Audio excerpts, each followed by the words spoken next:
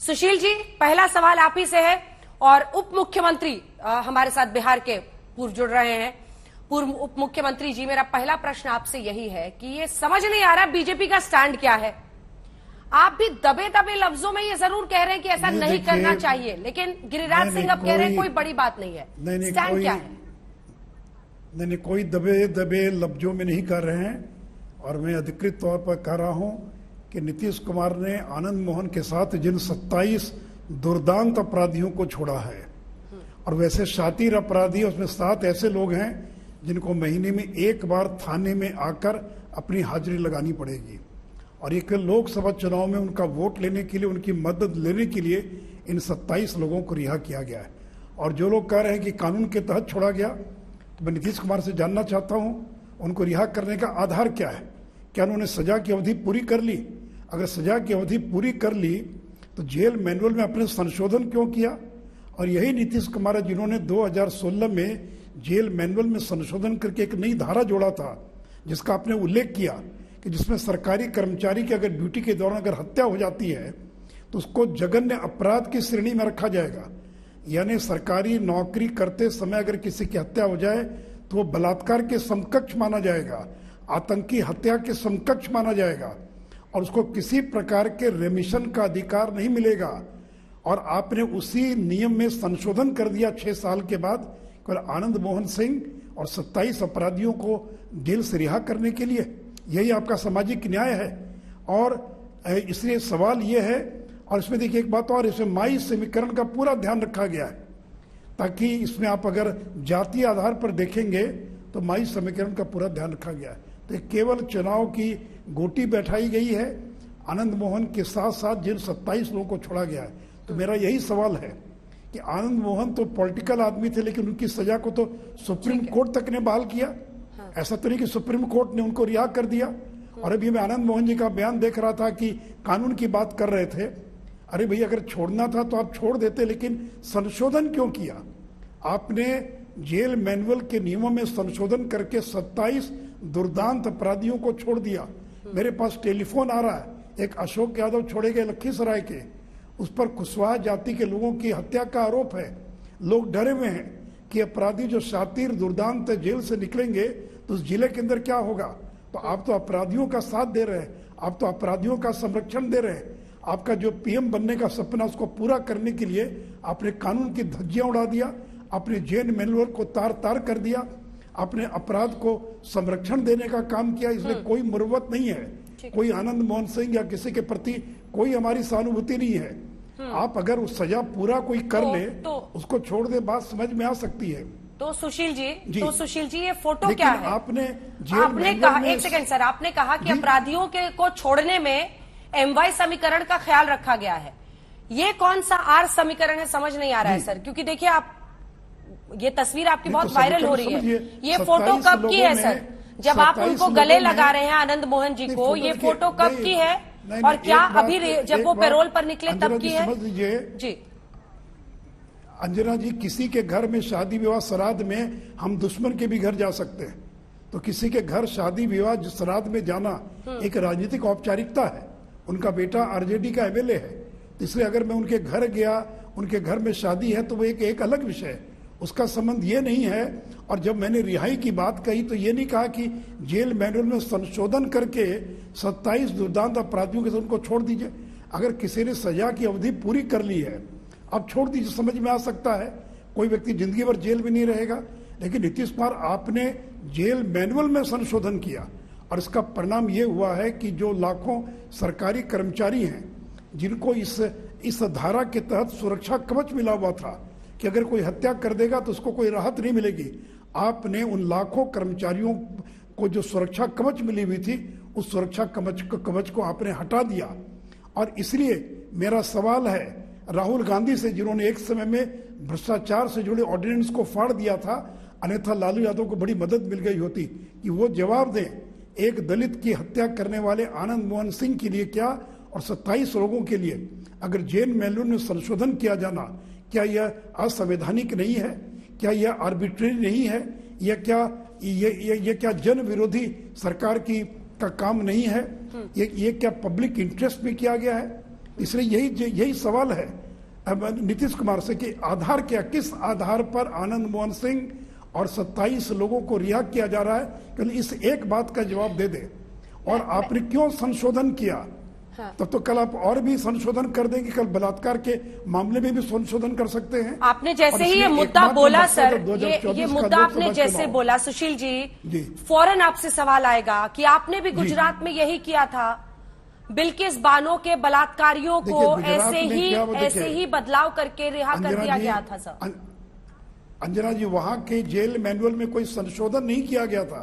मैं आपकी जानकारी के लिए बता दूं, मैं भी बिल्किस बानो में उलझना नहीं चाहता हूं, लेकिन वहां पर कोई जेल मैनुअल में संशोधन नहीं किया गया था।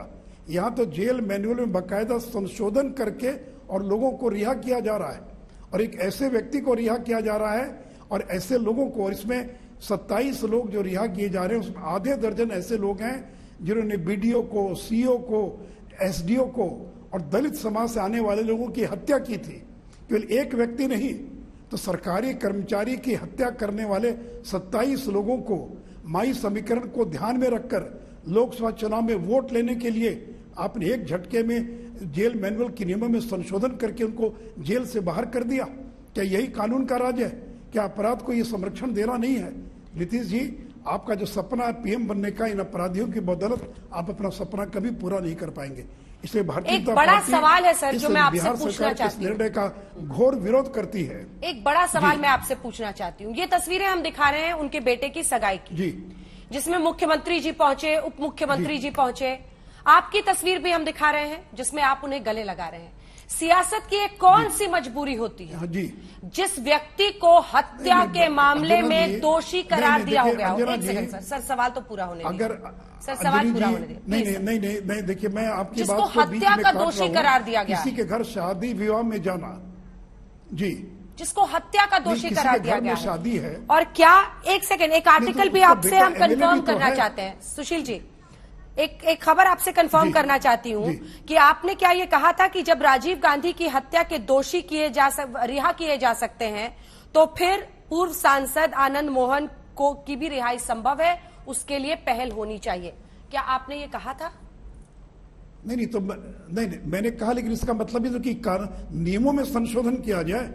भी सजा की अवधि किसी ने पूरा कर लिया, रेमिशन के जो कानून है वो सारी चीजें पूरी हो गई, तो आपको अधिकार है रिहा करने का।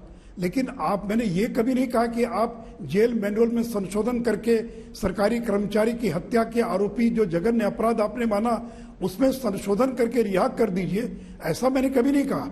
अगर कोई 14 साल 15 साल जेल में रहा, अगर नियम कहता उसको रिहा करना, रिहा कर दीजिए। मैंने तो उस संदर्भ में कहा। मुझे तो उसमें यह मालूम भी नहीं था कि नीतीश कुमार इस प्रकार का संशोधन करने का कोई षड्यंत्र कर रहे हैं और इस प्रकार से वो संशोधन करेंगे।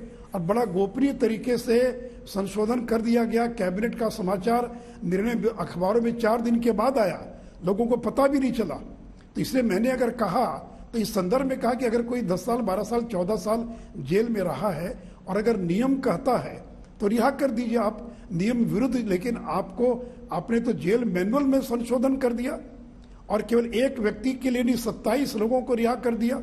इसलिए हमारी आपत्ति इस बात को लेकर है। अब बिना जेल मैनुअल में संशोधन किए नियमों के तहत अगर रिहा करते आनंद मोहन या किसी और मोहन को तो हमारी कोई आपत्ति नहीं हो सकती है। लेकिन एक व्यक्ति को रिहा करने के लिए या 27 लोगों को रिहा करने के लिए आपने जेल मैनुअल में संशोधन किया है, इस पर हमारी आपत्ति है। MY समीकरण साध रहे, ये क्यों कहा आपने? क्या कहना चाह रहे हैं आप? कैसे? मैंने इसलिए कहा कि आप उसके लिस्ट देखिए। हाँ। तो उसके अंदर 27 में से 13 लोग जो हैं वो MY समीकरण के लोग आते हैं। तो ये कोई यूं ही नहीं है कि MY समीकरण अचानक बन गया। ये एक सोची समझी राजनीति है। और चूंकि राष्ट्रीय जनता दल को तो इतिहास रहा है, भ्रष्टाचारी, बलात्कारी, अपराधी शहाबुद्दीन इसी पार्टी के आइकॉन रहे। राजवल्लभ यादव जब बलात्कार के मामले में सजा काट रहे इसी पार्टी के एमएलए थे। इसी पार्टी के एमएलए अरुण यादव, जो जिनका अभी भी ट्रायल चल रहा है, नाबालिग लड़की से, बच्ची से बलात्कार के आरोप में अरुण यादव का ट्रायल चल रहा है। जिस अरुण यादव ने राबड़ी देवी के 8 फ्लैट एक दिन में खरीद लिया। तो जिस पार्टी का पूरा इतिहास रहा है, आज नीतीश कुमार उनकी दया पर बिहार के मुख्यमंत्री बने हुए हैं। और जो भी निर्णय हुआ इसमें कहीं न कहीं लालू यादव, तेजस्वी यादव, इनका दबाव भी इसके अंदर शामिल है। और इसलिए कोई सामान्य घटना नहीं है। और देखिए किसकी क्या ताकत है वो तो 24 के अंदर मालूम पड़ जाएगी। गाड़ी में बैठा कर घूम लेने से किसी का वोट नहीं मिल जाता है। तो इसलिए वो एक अलग विषय, मैं उस पर नहीं जा रहा हूं। लेकिन आपने जेल मैनुअल में एक व्यक्ति को राहत देने के लिए संशोधन किया, इस पर हमारी आपत्ति है।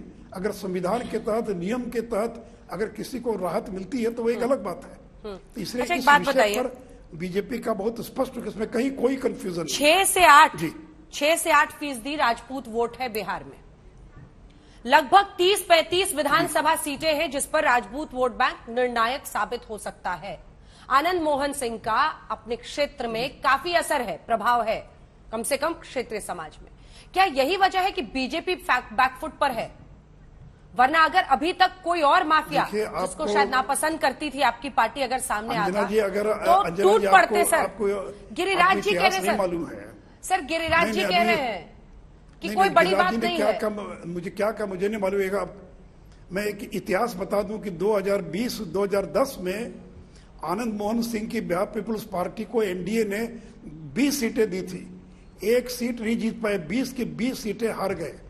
लोकसभा का चुनाव हार गए, पत्नी चुनाव हार गई। इसलिए देखिए किसकी कितनी राजनीतिक ताकत है वो तो 24 से मालूम पड़ जाएगा, पहले से मालूम। इसलिए ये कोई आधार नहीं हो सकता है कि हम इसलिए कुछ चुप्पी साध लें, किसी का साथ दे दें कि वो हमारा साथ देगा। छोड़ रहा है नीतीश कुमार का तो हमारा साथ क्यों देंगे?